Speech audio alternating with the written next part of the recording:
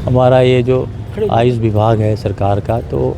उनका ये है कि जगह जगह जाके कैंप भी लगाते हैं। तो जहाँ पे भीड़ है, अभी जैसे इस समय आप देख रहे होंगे कि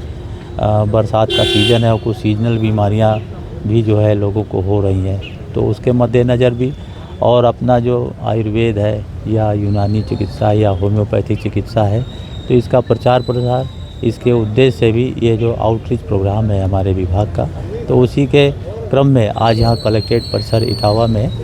आयुष विभाग के द्वारा ये कैंप लगाया गया है। और ये 3-4 दिन इस तरह से हम लोग चलाएँगे, देखेंगे और रिस्पांस रहेगा तो 10-5 दिन और लगाएंगे। तो रिस्पांस को देखते हुए ये कैंप लगाएंगे।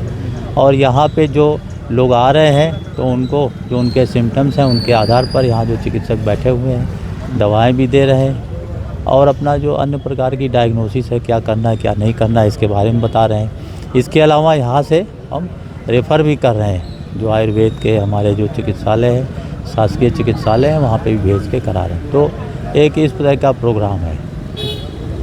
इसका मेन उद्देश्य है कि ये बहुत ही सस्ती और सुलभ और बहुत ही कारगर दवाई है, जिसे हम कहते हैं गागर में सागर। जैसे हम एक गागर में हम सागर भर सकते हैं, इसी तरह से ये जो बूंदों के रूप में हमारी वाइटल फोर्स, इम्यूनिटी पावर और अपनी रोग प्रतिरोधक क्षमता को बढ़ाने वाली हमारी मैजिकल जो दवाई है, इसका हमने एक प्लेटफॉर्म है यहाँ पर, जो सभी यहाँ व्यक्ति आते हैं, हर तरह के हैं, गरीब हैं, तो उनको सस्ती सुलभ दवाई और उनको पूरा, जैसे आजकल बरसात का मौसम है, इस टाइम बहुत ज़्यादा स्किन की डिजीज़ हैं और शरीर की बीमारियां हैं, खान पान से जो दिक्कतें आती हैं, उसकी ये सुलभ दवाइयाँ यहाँ मिल सके आम जनमानस को, जो दूर दराज तक नहीं जा सकता। ये हमारे उच्च अधिकारियों के दिशा निर्देश पर है, जैसा वो हमें आदेश करेंगे उसी तरह से यहाँ कैंप लगेगा। वैसे हमारे ब्लॉक में तहसील दिवस पर भी ये लग रहे हैं, अपने जहाँ जहाँ चिकित्सालय हैं उनके पेरीफेरी में भी ये कैंप लगते हैं हमारे उच्च अधिकारियों के आदेश पर, कि हमारे आम हर व्यक्ति को इन दवाइयों का लाभ मिले, उनका स्वास्थ्य का लाभ मिले। उन्हें योग भी बताते हैं यहाँ पर, खान पान का भी बताते हैं, कैसा उनको परहेज रखना है इस मौसम में, कितनी जो है उन्हें प्रिकॉशन, साफ़ सफाई, हाइजीन और कितना परहेज उनको रखना है। इस प्लेटफॉर्म के माध्यम से उन्हें डॉक्टर ऐसा ही नहीं कि केवल दवाइयाँ ही दे रहे हैं, उन्हें सुझाव भी देते हैं कि उनको इस वक्त कैसी उनको जीवन शैली अपनानी है, रोग के साथ साथ प्रतिरोधक क्षमता उनकी कैसे बढ़नी है, रोग ना हो, उन दवाइयों तक ना जाएं, इसके लिए भी हम उन्हें डाइट के से संबंधित और योगासन से संबंधित और कैसे हम इम्यूनिटी बढ़ा सकते हैं, ये हम उनको पहले बताते हैं कि दवाई खाने से पहले हम उसका बचाव कर सकें, अपना जो ये है प्रिकॉशनरी। मैडम, तो ये सब सुझाव दिया जाता है। मरीज एलोपैथिक की तरफ जा रहे हैं, होम्योपैथिक की तरफ नहीं जा रहे? ऐसा नहीं है, ऐसा नहीं है, ये तो हमारी आपकी भ्रांतियाँ हैं। लेकिन जब वहाँ से परेशान हो जाते हैं, साइड इफ़ेक्ट आ जाते हैं,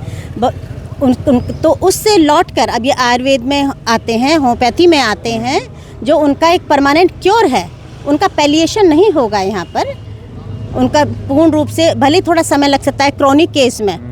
के केस में, स्किन के केस में और भी फीमेल कंप्लेंट्स को लेकर, सिस्ट से लेकर जो फाइब्रॉइड हो जाते हैं और गांठें होती हैं बॉडी में, लाइपोमा होती हैं, इन सब के बहुत अच्छे रिजल्ट हैं इस एलोपैथी में। तो नहीं है कि हम सर्जरी से बचने के लिए कोशिश ये रहती है कि व्यक्ति का जो एलोपैथिक तो इमरजेंसी सेवा है, सर्जरी है उसका जो ट्रीटमेंट है, लेकिन वहाँ तक व्यक्ति ना पहुँचे उससे पहले उसका इलाज किया जा सके। तो होम्योपैथी का तो इस टाइम बहुत ही ज़्यादा प्रचार प्रसार है और इसका सब लाभ ले रहे हैं। एलोपैथी से भी जैसे उनके साइड इफ़ेक्ट आते हैं, उसके बाद वो सब लौट कर फिर होम्योपैथी में आते हैं कि उसको और इलाज हो जाए। जिनको इनकी जानकारी है वो शुरू से ही वहाँ तक ना पहुँचे एलोपैथिक तक, तो वो इसमें आते हैं। तो जानकारी का है इसमें, तो इसीलिए कि और ज़्यादा इसकी जानकारी हो, हर एक